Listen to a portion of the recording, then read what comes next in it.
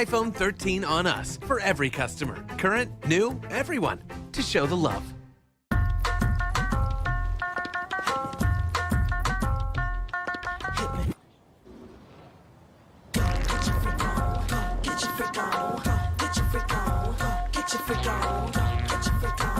Welcome to The Pivot. Linda Emerson, aka Small Biz Lady, America's #1 small business expert, best-selling author of Become Your Own Boss in 12 Months. So today it's all about the plan.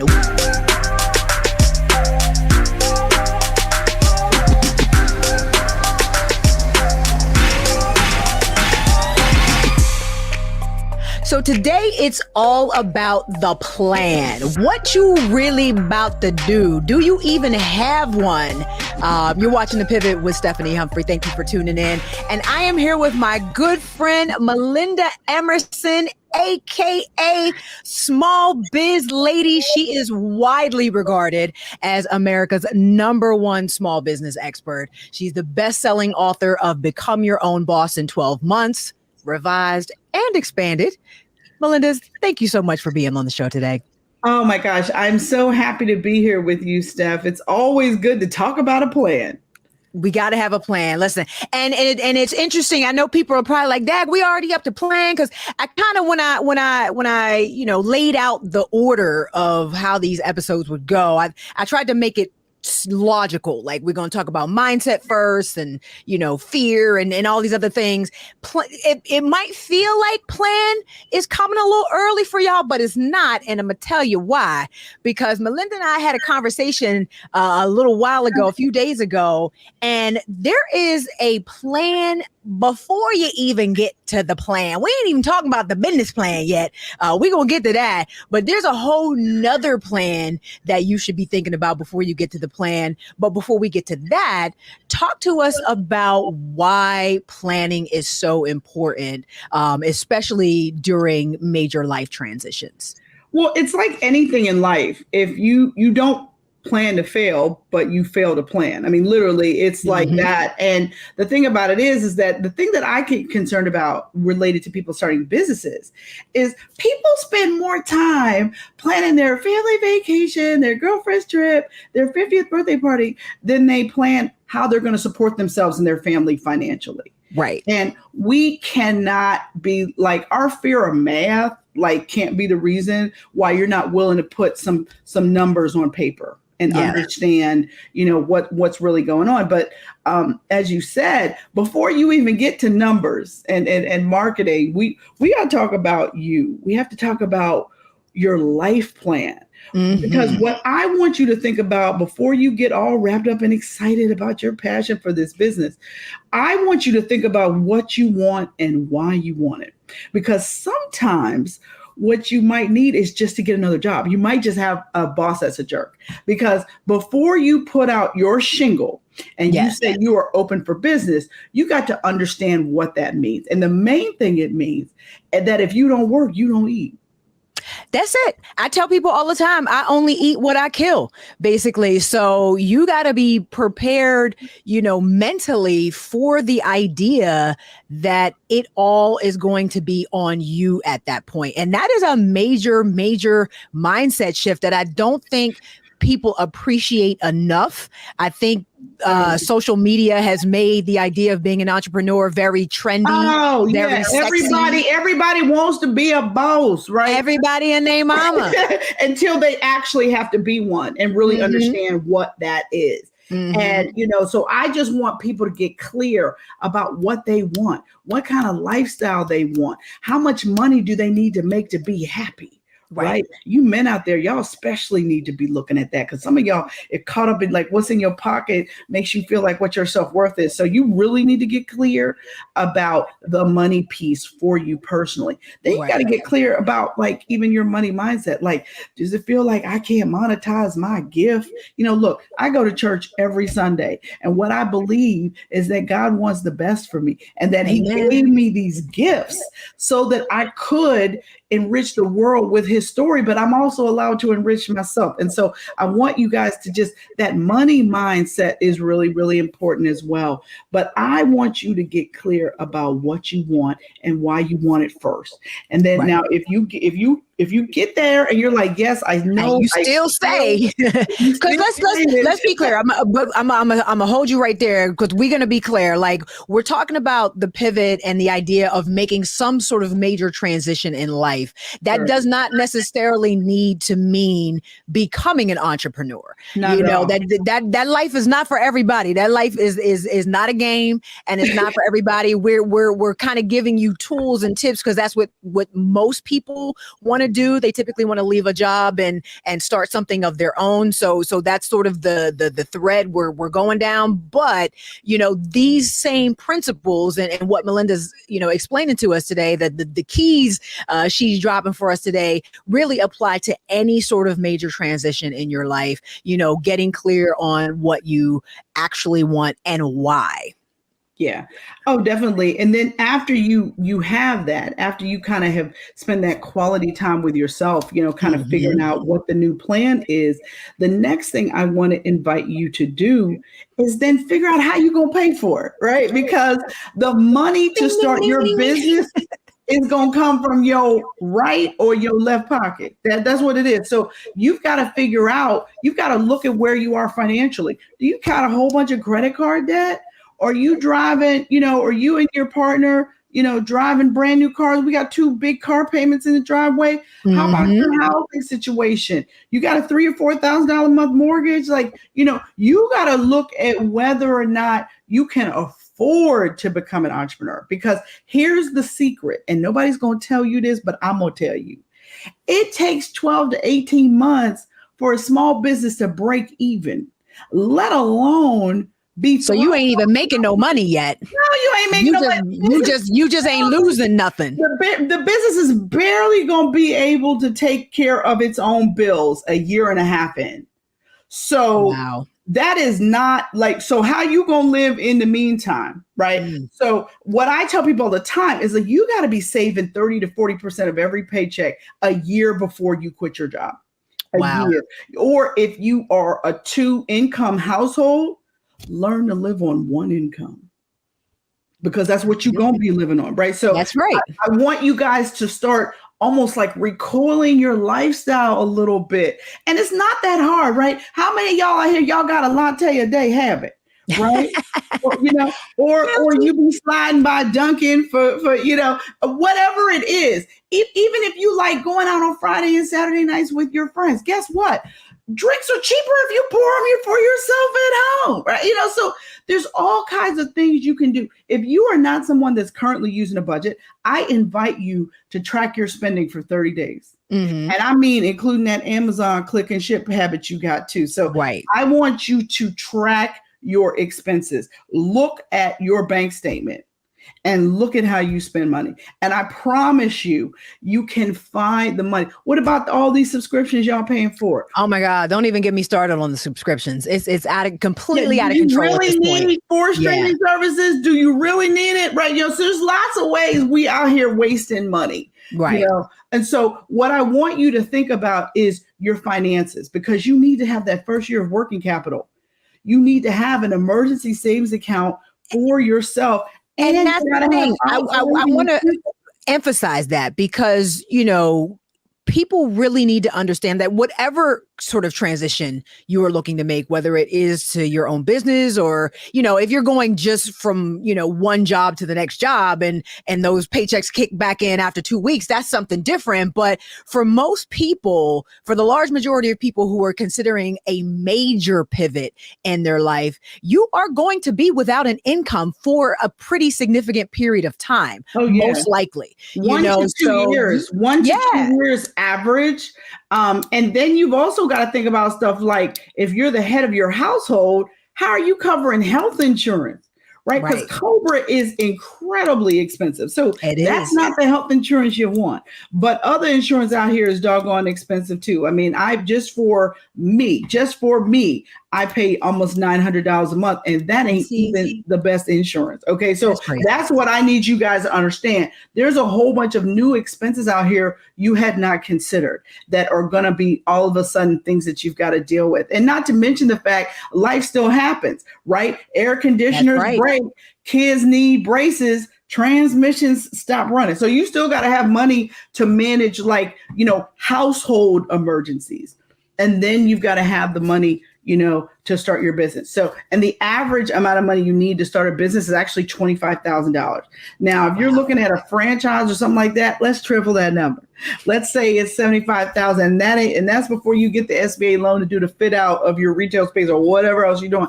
So there's a whole bunch of money that you have to have to do this well. Now, that's not to say, I always get these emails, well, I didn't have nothing when I started and I'm okay. Okay, well, it probably took you a lot longer than it would have had you had enough savings to sort of like get your back. And then why would you want to put that extra stress on you while you're making this major transition? An ounce of prevention is worth a pound of cure, as they say. So if you do some of that work up front, you may be able to mitigate a lot of the stress of trying to scrape together, bootstrap your way to success, because, it doesn't, you can work smarter, not harder. And if you're willing to delay maybe your exodus from your job by 6 months or a year, maybe that time spent will save you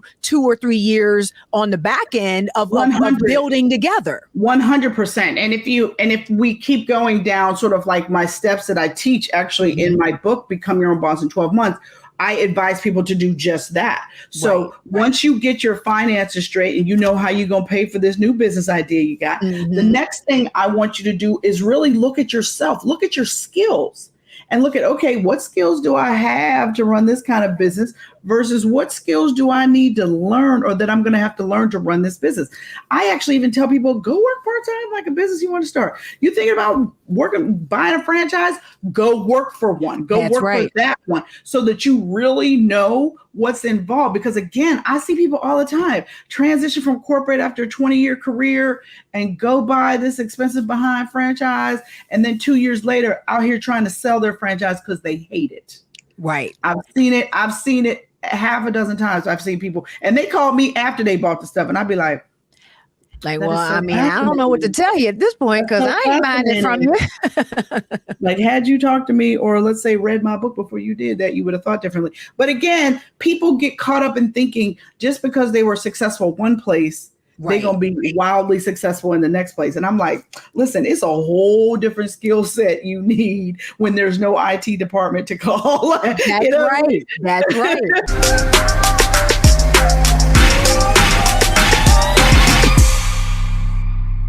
Love our new Alexa. It's a Buick. Yeah, Alexa. Buick. Alexa. It's a Buick. It's an Alexa. It's a Buick. It's an Alexa. Coach, that's a Buick. That's an Alexa. The Buick Enclave with available Alexa built in. Verizon just gave us all a brand new iPhone 13. We've been customers for years. I thought new phones were for new customers. We got iPhone 13s too, switched to Verizon 2 minutes ago. Ours were busted, and we still got a shiny new one. Check it out. So wait, everybody gets the same great deal. I think that's the point. iPhone 13 on us for every customer. Current, new, everyone. On any unlimited plan, starting at just $35. All on the network more people rely on. Don't you think it's time to get wealthy? I'm Deborah Owens, America's Wealth Coach, and my new show on the Black Star Network focuses on the things your financial advisor or bank isn't telling you. So watch Get Wealthy on the Black Star Network.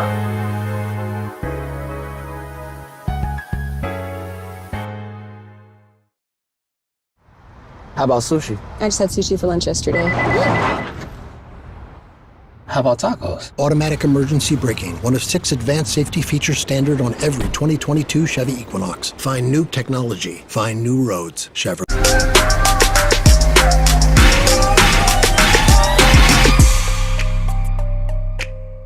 people don't think about the fact that they are now their own bookkeeper, their own accountant, their own, marketing person, their own social media person. You're the chief sales operator. You R&D.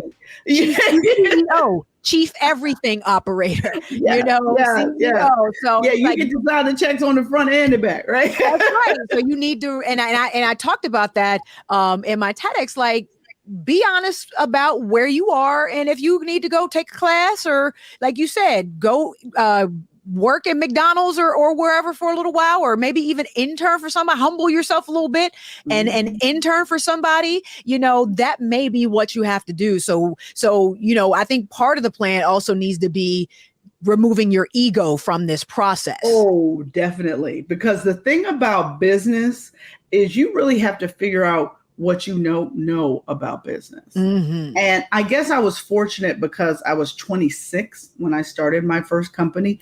And so what I knew was that I didn't know anything about business, right? So I turned myself into the ultimate student of business. Literally, like, I have an amazing library of business books. Like, they wrote it, I read it, right? The other thing too is I took a class every single year up until like 12, 13 years. I took a class every year. I took negotiating classes. I took business plan classes. I took leadership. I did Leadership Inc. I did the Urban Link Leadership Institute. Like, I did things to make myself a better leader in my business, a better marketer, a better negotiator. Like, I took classes just to help me think differently. Mm-hmm. Because if you're going by the same old thinking when you left your job, you're already behind. You can't see new technologies coming, or better yet, developing them. So I think that it's really important for you to definitely be humble, be coachable, right? Because you would be amazed what resources people will bring to you if they feel that you can receive them. Yes, absolutely. And you just always have to. Personally, what, if anything, would you have changed about your first business plan? Oh, I would have focused on a niche customer. Mm-hmm. I think we chased anything would call us, anything we thought. I mean, we chased government contracts for 3 years and finally didn't win one in 3 years. And finally was like, okay, I think we need to figure something else out. That's probably not our best customer. and it wasn't until we niched in the pharmaceutical space that all of a sudden it was like, all of a sudden we had more business than we could do. Because we finally looked at where we were. We're based in Philadelphia. And we realized that 22 of the top pharmaceuticals in the country were located between New York and Wilmington, Delaware. Right. An easy drive for us. And then when we figured that, we were like, oh, well, why we ain't trying to get, why do we specialize in health education projects? Oh, yeah. Well, when we did that, they were like, come on in. Oh, we would love to have you. Mm-hmm. And so again, I think that niche to get rich probably was the thing I didn't learn until years in.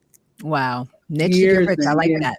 I like that. Mm-hmm. When you're thinking about a business plan, and like I said, I like this conversation that we've had today, and, I'll have you back to get into the nuts and bolts of some of the things that, are in your book, and, whatever else you could share with us about the actual plan.